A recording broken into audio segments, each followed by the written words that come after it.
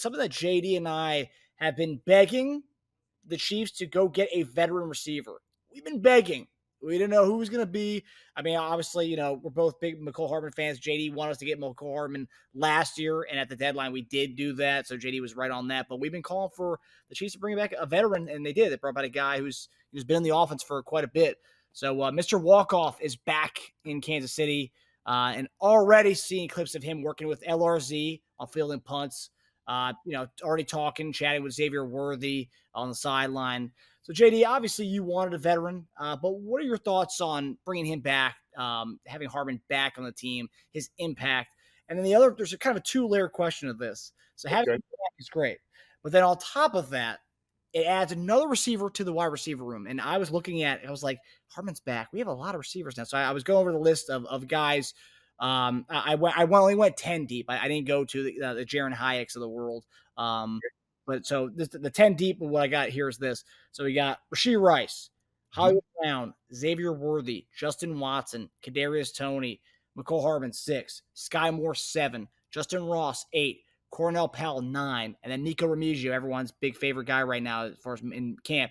He rounds it off at 10. And there were still other guys I could have gone for, but I just left it at 10. So my question is there a chance that any of these guys, because obviously we're not going to keep 10 receivers, but I guess the bigger names are as far as the Skyy Moores and the Kadarius, because those are the ones that keep popping up. Everyone's always talking about, they're going to be on the hot seat. Mm-hmm. Now, Hardman back, do you think there's a chance and danger that Skyy Moore or Kadarius Toney could be in danger of losing a roster spot? Okay, two-part question. So I'll do with the first question first. First off, it's good to see Mecole Hardman back. Like I said, I was a big proponent of him coming back here last year. Definitely supported him. Obviously when the Jets wasn't using him, talking about the Jets again, that he needed to come home. And he came home and he was able to come and help us out, score off the touchdown in the Super Bowl. I think Mecole Hardman, he knows the offense well. We know exactly who he is. And so Andy, I think they was looking for somebody who is very familiar for what they do. And also, too, we know him as a weapon. Patrick Mahomes loves throwing the ball deep to Mecole Hardman. We can run jet sweeps with him, reverses, anything you want to run with Mecole Hardman, he can do. And so for them, I think it just made sense to bring a guy who's very familiar with him, to bring something back to the offense. And what that did is it kind of eliminated looking for a guy to kind of fit into what you do, your system. Does he have, the relationship with guys? How's he going to work, right? And a lot of it has to deal with how guys complement each other.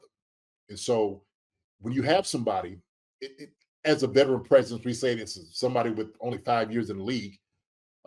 He's able to show like LRZ a lot. He can show Xavier Worthy things he needs to do, some of the wrinkles and the nuances of the offense and our system to help these guys get open, help them understand exactly the concepts, what they're looking for, what they're expected out of them from that room. That's what he brings to the table. And so it just made sense, I think, and I do support the move. I really do. So I do believe Mecole Hardman is going to bring something to the table. Now, with that being said, does that mean other guys are on the hot seat? For sure. You only have a certain number of slots, a certain number of guys that's going to be able to make the team in the roster. Does that mean, Kadarius Toney, Skyy Moore, Justyn Watson, Justyn Ross, Remigio, Cornell Powell? Who could it be? One thing I know is this. Mecole Hardman is the third most accomplished guy on our offense as far as wide receiver, okay? Hollywood Brown will be on the first. Second, you could say Rashee Rice because of what he did last year, and then it will be Mecole Hardman. After that, production kind of, it wanes. It does. It just kind of flatlines in a sense because Kadarius Toney's been, in the league for a few years, but hadn't really shown anything because he's been hurt. Skyy Moore still is trying to, gain his prominence and ascension into this offense. That may be this year. We don't quite know that. The other guys we're talking about is, Justyn Watson. He's the other guy, the only one I think on the roster of the guys we named that has any type of significant playing time. Other than that, nobody else I'm sitting here looking at. You said Justyn Ross, Cornell Powell, Nikko Remigio. I mean, that's pretty much it. That's pretty much it. So could the X's be those guys as opposed to Kadarius Toney and Skyy Moore? Possibly. What I do know, this is just going to bring out a lot of competition. And look, during training camp, you're going to find out exactly who's going to be on the bubble. Okay, and that's going to be determined by reps. It's going to be determined by how guys perform out there every single day at practice, what they're utilizing the guys for, and if you're good on special teams. And that's another thing. Like, if you don't really play special teams, your job is in jeopardy. That's just the bottom line. That's how it works in the NFL. So if you're not the guy, the first 1, 2, or 3 guys, you will definitely be on the bubble because you don't play special teams. So with that, remains to be seen how that's going to work. But as far as like Mecole coming back, I do love it. As far as him Xing out other guys on their hot seat, sure, right? Competition brings out the best out of guys. We're just going to see who's going to come out of that whole race right there in the wide receiver room. So, yeah, it's a lot of outside the guys you mentioned. Hollywood Brown, Rashee Rice, Hardman, and Justin Watson. Yeah, I mean, you can point to Skyy Moore's touchdown he had in the Super Bowl, Kadarius Toney's touchdown he had in the Super Bowl, but it's not a lot. There's not a lot there with those guys. And then it goes to the next tier. It's the potential guys. It's the Justyn Ross. He's got potential. We've seen some of that in training camp, practice, preseason games, and we see he caught a nice ball in the Vikings game. But that's pretty much it. And then you have the Nikko Remigio is like, oh man, he looked good in preseason and then he got hurt last year. So there's different tiers to it. And then, Cornell Powell's a hard worker. He's been with the team for a while. But yeah. as far as, I mean, the most accomplished guys, because I saw one person on, I was looking at people's comments and stuff, but everyone's thinking that obviously Hardman's going to make the team. But I saw someone say like, not necessarily everyone's talking about Skyy Moore being the one out or Kadarius Toney being the odd man out. Why do you think Hardman's inked in as a guy? I mean, because the point was trying to make is he just got signed in June.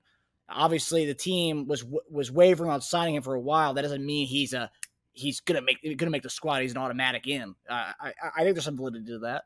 No, I mean, you wouldn't sign a guy unless especially a guy like this, because he has inherent value. Hardman has value here. We understand that. And so when I'm talking about the third accomplished guy in the room, he is, right? He's the one that's been around the Chiefs the longest out of anybody that you just named in the wide receiver room. They know him. They understand exactly what he has and what he brings to the table. But that is so vital to the young guys. For a guy that understands the offense, you understand him, he understands how everything works. He has great rapport with everybody in the room, offense, defense, the coaches. This is his home. He got drafted here. So Mecole Hardman is a Kansas City Chief. I'm looking at right now. When you look at guys' careers, he's a Kansas City Chief for life. That's what it is. And so he's synonymous with this organization because of what he's done here. So you can argue as far as like what his production has been, but when we start talking about the other guys, well, we don't quite know that. It still remains to be seen. Skyy Moore is a draft pick for us. This is his third year. I think this is his breakout. This is the time Skyy Moore has to show up. If he's going to show anything, this has got to be the year he does it. This has to be his year. Kadarius Toney, same thing. The best ability is availability. If you're not available to go out there and play and do what you can with your skill set, it's going to be hard to make the squad. Not saying he's on the bubble and everything, but I will say this. Now, his absence was a bit of concern. I might want to say that. Nobody's going to say those things right now, but you best believe coaches in the back of their mind is sitting over like, okay, we ain't got nothing. All those things, we are taking tally on every little thing that a guy does or doesn't do. So if we're looking for other guys that are more dedicated than another person, you best believe they're going to be thrusted ahead of somebody else. That's how it works on a depth chart. Now the players may not know that. Everybody can speculate all they want to, okay? The only ones that know this is the coaches, and they got a list up in their office every single day. When they talk about this, they talk about it every single day. What guys did and what they did not do. How did he look? How did he catch the football? Did he run the route the right way? Does he understand the concept? All right. How does he gel with the other guys that's in the wide receiver? Did he give them spacing? So all these things are taken into account. They really are. Same thing with if you're available, you're not. You don't show up to OTAs. Why not? What's going on? Right? We understand this. So it's the same thing I was talking about. Aaron Rodgers up there. Well, Aaron Rodgers is going to be their starter. Okay, he's been in the league for a long time, but he's getting fine. They make sure they're going to touch his wallet. They make sure that. Yeah, go ahead, go to wherever you're going in Europe. Go ahead. Tell you what though, we're going to touch a little bit of that pocket, and they did it. So I don't know as far as how it is working out from my experience, my years in the league. I know how coaches speak and how they talk. I have been in those rooms before. I know what goes on behind closed doors. And they will come in and say, look, Kadarius Toney wasn't here. Why wasn't he here, coach? Well, he gave me this, this, and this. Okay, cool. Boop, let's check this out. Right? Oh, we just got Mecole here. What is Mecole getting? Is he in shape? How does he look? Coach, he looks good. He came back in shape. Okay, plus. So it's just, it's you're moving pieces up and down the board. That's how it's going to work, man. And so when you go on the horses in the race, right? And I know if you play the ponies or not, sometimes I do.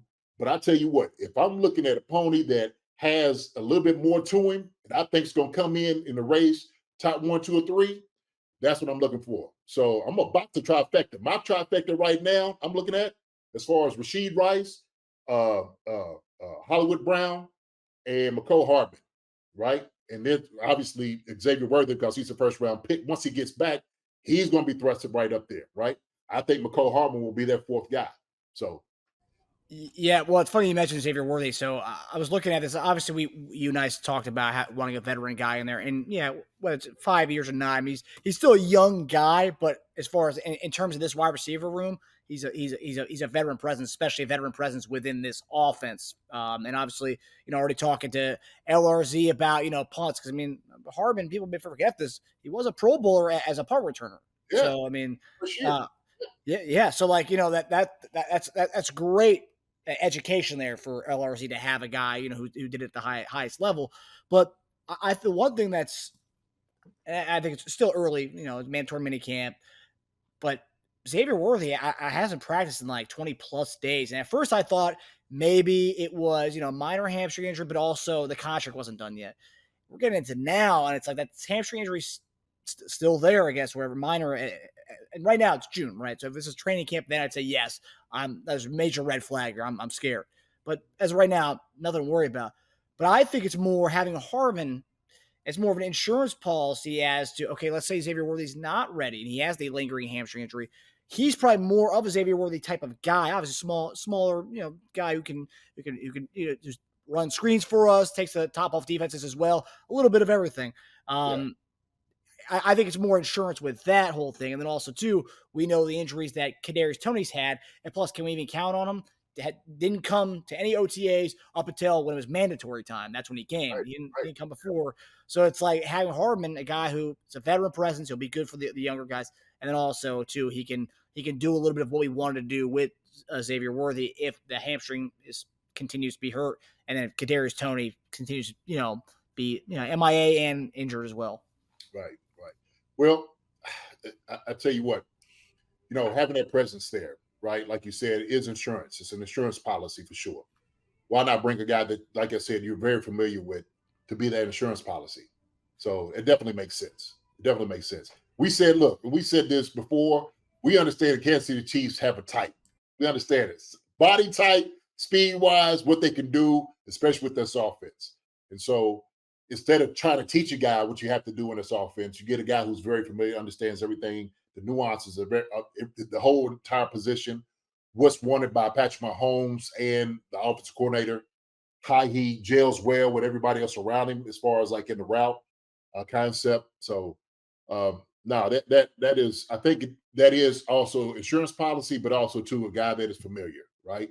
So I think you hit, 2 birds with 1 stone on that one. So, yeah, I've seen it about time. Wasn't Toney the only MIA receiver with Mahomes in Texas?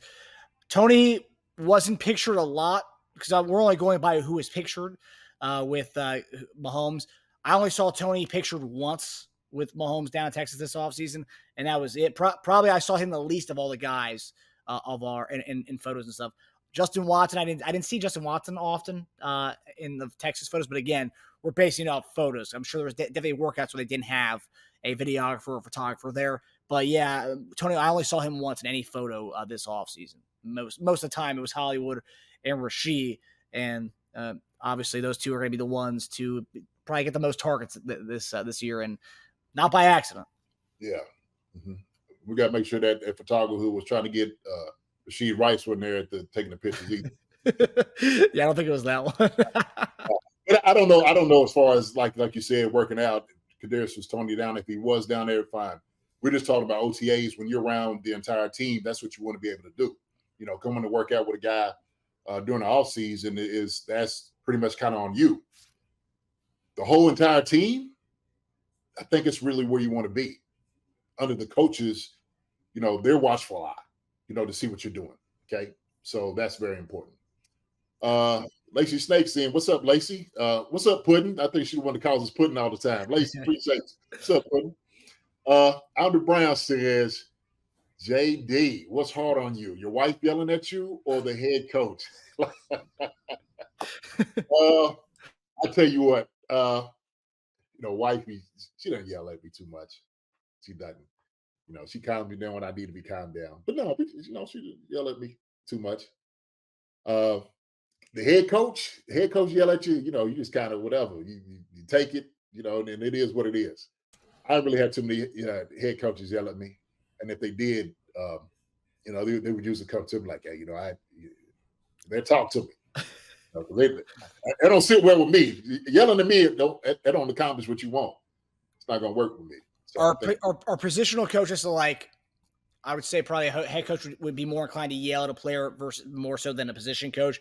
Position coach is probably more the buffer between the two. Like if the head coach yells at you, your tight ends coach would come to you and say, hey, he didn't mean that. Sometimes it's like that. It depends on the coach. I think position coaches are they without a doubt let the head coach do what he has to do. Yeah, and they might be like, look, you screwed up. I don't know what to say. So they try to soften the blow. Other than that, I don't know. As far as position coaches yelling at guys, he had to be a rookie or something, 1 or 2 years. They would know who to yell at and who not to yell at. And I never had a position coach yell at me. Nah, it wasn't happening. Because then, we all in the room together. So we might have to corner one another like, hey, man, like, who are you talking to? It's position. Bring it down a little bit. Bring it down. But it's all respectful. And the way it should be. But I know sometimes there are position coaches that were getting guys tails, obviously, and coordinators. Coordinators another one too. Because they're the ones, without a doubt, wield all the power. Shoot, hey, I'll keep a guy in and keep him out. I don't have to have this guy in at all. That's a coordinator. So I don't care what you want. I don't care what you think. I don't care what the position coach says. This is my offense or this is my defense. You will play when I tell you to play. And that's how it works. So you got to kind of take it with a grain of salt, any of those things yelling. But I think everybody's respectful for the most part. I've seen some. Do you ever have a coach yell at you? Yes, I have, sweetie. I have had a coach yell at me. It has happened.